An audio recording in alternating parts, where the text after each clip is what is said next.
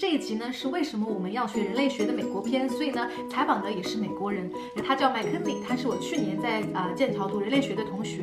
然后 Mackenzie 非常有意思，是因为他一半是中国人，一半是美国人。他的爸爸呢是应该算是第2代的香港移民了吧，然后妈妈是美国人。我们的课程结束之后呢 ，Mackenzie 就回到了纽约，然后他现在在一个纽约的一家文化机构工作，叫做 City Law。这个机构呢成立于1986年，应该算是美国第一家就是致力于去推广 urban folklore 的这么一个机构，就是城市民俗学。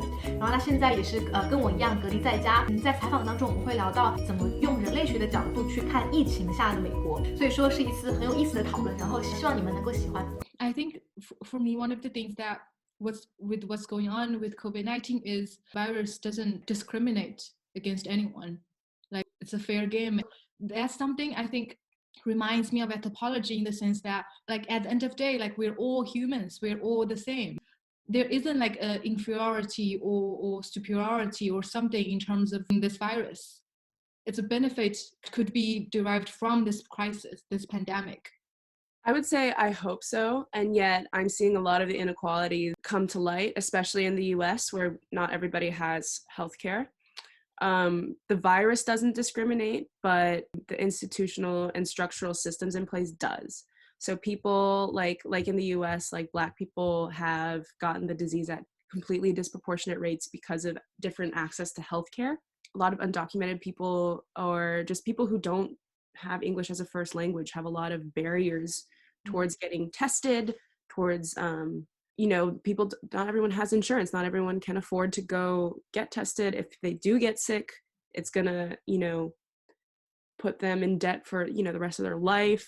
Or there's a lot of studies that show that, like, people like Black women's pain is not taken as seriously in hospitals. So it's, the virus doesn't discriminate, but the health system does still.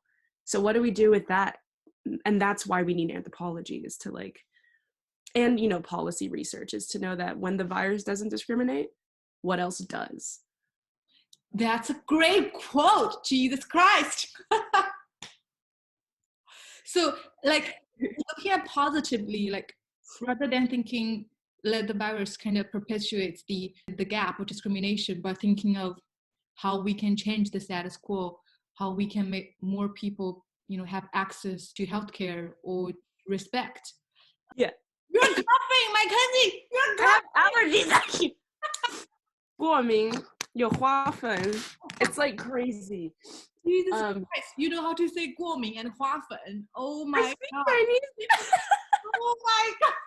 Every time you're Chinese. You're like, oh my God, you say that in Chinese? Yeah. How is job hunting for you? Well, great question. I am like currently half employed. So when I moved to New York, I had 2 jobs, part-time jobs. One was just like retail, I just sell clothes. And then one is at this folklore office, where they do things like that support artists.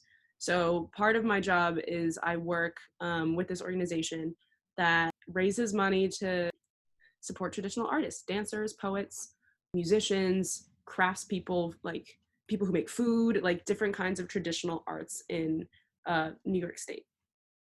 That's awesome. Yeah, and it really aligns with your passion and you. Yeah, it does. And everyone is so cool. They're all like folklorists, anthropologists, and artists. Like. And you said what happened now is they kind of furloughed, or because of the pandemic? I'm still working with the folklore organization because the clothing store I work at is closed. I'm furloughed. Oh. No, now we're doing a lot of like COVID relief stuff. So like we made this fundraiser to raise money for people who don't have access to like federal funds. So people who might not have like technology, who might have like a language barrier. This is for artists who have lost money because they might have had shows that have been canceled. Yeah, or like have lost income because of that. So we're raising money for them. Is the government doing that? Or because in the UK, I have a friend who just got funding, from our council, and got funding from the government. He is an artist, and he got like 10,000 quid just to support his like small tiny studio in London? Less so here. Funding is weird. Yeah, there is some like state funding. So there's like federal funding, state funding, and then like other kinds of funding. There's some state funding for art stuff. It's not a lot, but also that's why we have a fundraiser, because like donations, we need donations because the federal government is not giving people very much at all. Like I haven't gotten my stimulus check yet, and when I do, it's like gonna go straight to rent, and then like I'm gonna have to find some way to make money for the next month's rent, you know? It's just like it's a one-time thing for the US government, while like I don't know, Canada's doing like $2,000 every month until it's over. So the government's not really like, it's trying to help small businesses, it's not always doing well for artists.